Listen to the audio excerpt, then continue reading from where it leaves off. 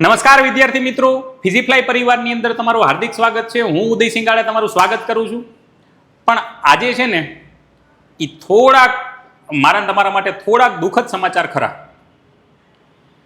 થોડીક મેડિકલ કોલેજની અંદર સીટ ઘણી ખરી સીટમાં ઘટાડો જોવા મળ્યો, જેનું ખાસ કરીને અપડેટ તમારા સુધી પહોંચાડવું છે. તો આ અપડેટ માટે હું ભાવિન સરને કહું કે એ આવે અને થોડુંક આપણને આના વિશે માર્ગદર્શન આપે. Welcome Bhavin sir. ઓ નમસ્તે.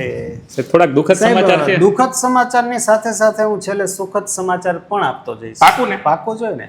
તો છે દુઃખદ સમાચાર છે, થોડી ઘણી સીટોમાં ઘટાડો, પણ સારી વાત એ છે, હવે મને નથી ખબર હું શું સારી વાત છે પણ કેસે સાહેબ. ચાલો સર, ચાલો આપણે છે ને મને પીપીટી ચેન્જ કરી દો. ચાલો.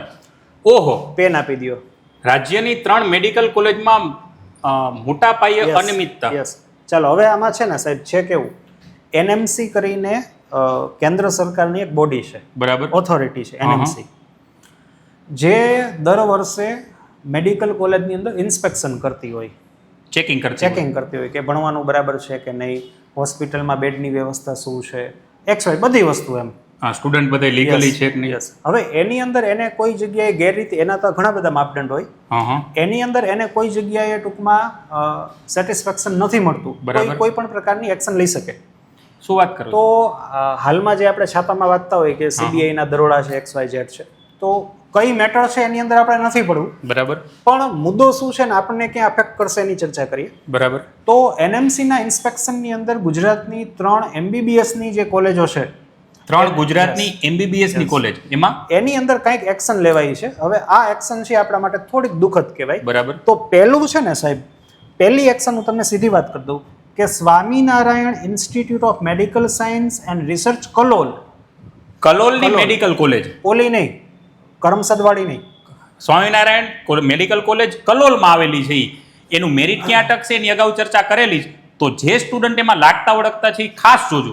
હા સાહેબ. તો એની સંપૂર્ણ બેઠક જે છે ને એ શૂન્ય કરી દીધી, એટલે કે આ વખતે એની અંદર હવે કોઈ જ એડમિશન થશે નહીં આ વર્ષ પૂરતું. કલોલવાળી સ્વામિનારાયણની જે MBBS ની કોલેજ છે એની અંદર એનએમસી દ્વારા આ વર્ષે એડમિશન આપવામાં આવશે નહીં ફોર યુજી MBBS માટેની વાત છે.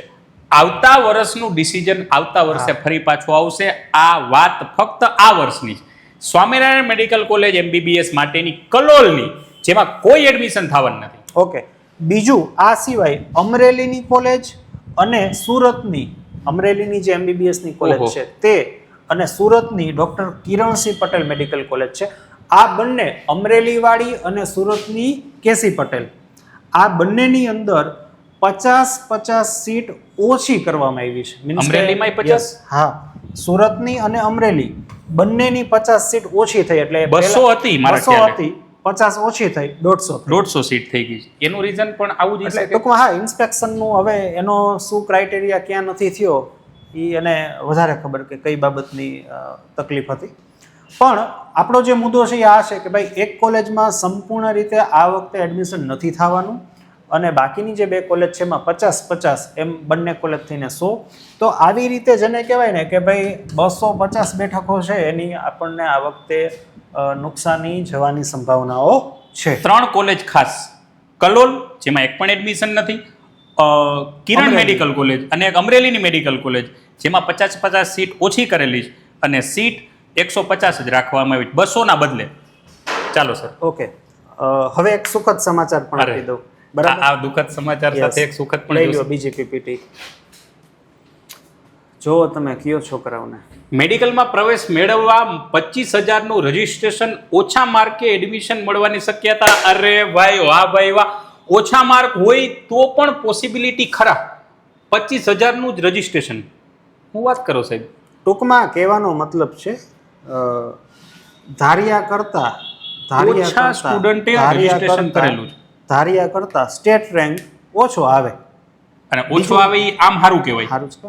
એટલે બીજું કોઈ અત્યારે પ્રેડિક્શન એક્ઝેક્ટલી તો ન થાય, પણ ધાર્યા કરતા સેજ ઓછો આવશે. ઓમ તો ઓછો જ આવવાનો છે, પણ ધાર્યા કરતા પરિસ્થિતિના પરિણામે ધાર્યા કરતા માની લ્યો કે કોઈનો રેન્ક 6,000 આવે એમ હોય, કોઈનો રેન્ક 6,000 આવે એમ હોય, તો આ વખતે કદાચ 5,500 કે પછી 5,400 જવાની પોસિબિલિટી ખરા. 500-700 નું વેરિએશન કમ્પેરેટિવલી લાસ્ટ યરની સાપેક્ષે ઓછું રહેશે. અને આ રેન્ક પાછળ જાય ને એ એલા સારી વાત કહેવાય, સારી વાત છે, કેમ કે તમને એડમિશન મળવાના ચાન્સ વધી જાય. એટલે આ એક છે. એટલે હવે લગભગ આવી જશે થોડાક દિવસની અંદર તો. ઠીક. પણ ટૂંકમાં આ એક સારા ન્યૂઝ છે, એટલે બહુ કંઈ મૂંઝાવાની જરૂર નથી. જીવન છે, આવું તો થાય. એક બીજી વાત, હમણાં વધીને 1-2 દિવસની અંદર સ્ટેટ રેન્ક આવવાના છે. 1-2 દિવસ લાગે કે વધીને 3-4 દિવસ લાગે, પણ સ્ટેટ રેન્કને હવે બહુ કંઈ જાજો સમય છે નહીં. સ્ટેટ રેન્ક આવે ને, અને મિત્રો તમને ન ખબર પડતી હોય ને કે મારું એડમિશન કઈ જગ્યાએ થશે, તો તમે અમારા ઇન્સ્ટાગ્રામ આઈડી એની ઉપર તમે મેસેજ કરો. આવો ને પ્રણવ સર, એક ઇન્સ્ટાગ્રામ આઈડી લખ નાખો ને, તમને બધાને યાદ છે. અરે આવો સાહેબ. તો ઇન્સ્ટાગ્રામ આઈડી ઉપર તમે તમારો સ્ટેટ રેન્ક અમને મોકલજો. ઓલી બાજુ સ્ટેટ રેન્ક ઉપર તમે અમને ઇન્સ્ટાગ્રામના આઈડી મોકલજો. અમે છે ને તમને એ સ્ટેટ રેન્ક ઉપરથી કઈ કોલેજમાં મળવાની પોસિબિલિટી છે ને એ અમે તમને આપશું. પણ આ તમારે એક અમારા પૂરતું કામ કરવાનું. જો તમને ન ખબર પડતી હોય, તમને ખબર પડી જતી હોય તો વેલ એન્ડ ગુડ, પણ તમને ન ખબર પડતી હોય કે સાહેબ મારે કઈ જગ્યાએ એડમિશન મળશે, મને કઈ ખબર પડતી નથી, આવા કેસીસની અંદર તમે અમને સ્ટેટ રેન્ક મોકલો. અમે તમને ક્યાં એડમિશન મળવાના ચાન્સ છે એના ઉપર વિડીયોમાં જ તમને બતાવી દઈશું કે આ ભાઈ આ જગ્યાએ એડમિશન મળવાના ચાન્સ છે. આવો પ્રણવ સર, તમે છે ને એક જ મિનિટો, અહીંયા એક ઇન્સ્ટાગ્રામ આઈડી લખ નાખો. પેન તમને આપી દઉં, વ્હાઇટ જોવું જોઈએ, ચાલે એવી છે.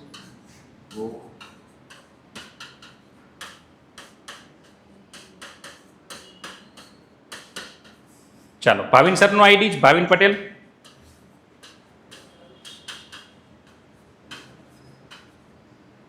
આ મારું આઈડી છે, આ પ્રણવ સરનો આઈડી છે, અને આ આપણું ઇન્સ્ટાગ્રામનું ઓફિશિયલ પેજ છે ફિઝીફ્લાય, એનું આઈડી છે. આ 4 આઈડીમાંથી તમે કોઈ પણ આઈડીમાં મેસેજ કરો, તમને જવાબ મળી જશે. આ એક કામ કરવાનું છે. બીજું કે ઓલ ઇન્ડિયા કોટાના રજિસ્ટ્રેશન ચાલુ થઈ ગયા છે. બહુ ઝડપી પ્રોસેસ છે. 30 તારીખ સુધીમાં તો બધું રિઝલ્ટે આવી જવાનું છે. 1 થી 5ની અંદર તમારે જ્યાં તમારો ટર્ન આવ્યો છે ત્યાં તમારે હાજરી થવાનું છે. તો જે સ્ટુડન્ટના માર્ક્સ ખરેખર સારા છે એવા સ્ટુડન્ટ જો ઓલ ઇન્ડિયા કોટામાંથી રજિસ્ટ્રેશન કરે ને, તો અમુક આપણા સ્ટેટના સ્ટુડન્ટને સ્ટેટ કોટામાં એડમિશન મળવાના ચાન્સ થોડાક વધી જશે. તો આ એક કામ તમારે કરવાનું છે.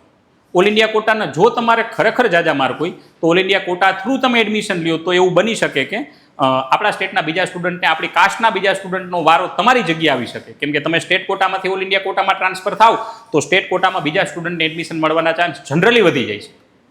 બરાબર છે? તો સ્ટેટ રેન્ક વધીને 2-3 દિવસની અંદર આવી જશે. સ્ટેટ રેન્ક આવ્યા પછી તમારે આ કામ કરવાનું છે. જો તમને ન ખબર પડતી હોય, તમને ખબર પડી જતી હોય તો વેલ એન્ડ ગુડ, પણ છતાં એવું લાગતું હોય કે સાહેબ મારે થોડું કન્ફ્યુઝન છે, તો આઈડી ઉપર તમે તમારો સ્ટેટ રેન્ક મેસેજ કરો. અમે અહીંયા તમને બતાવશું કે આનો આ જગ્યાએ વારો આવે છે. કોમેન્ટ કરો તોય અમે તમને બતાવશું. ઠીક છે?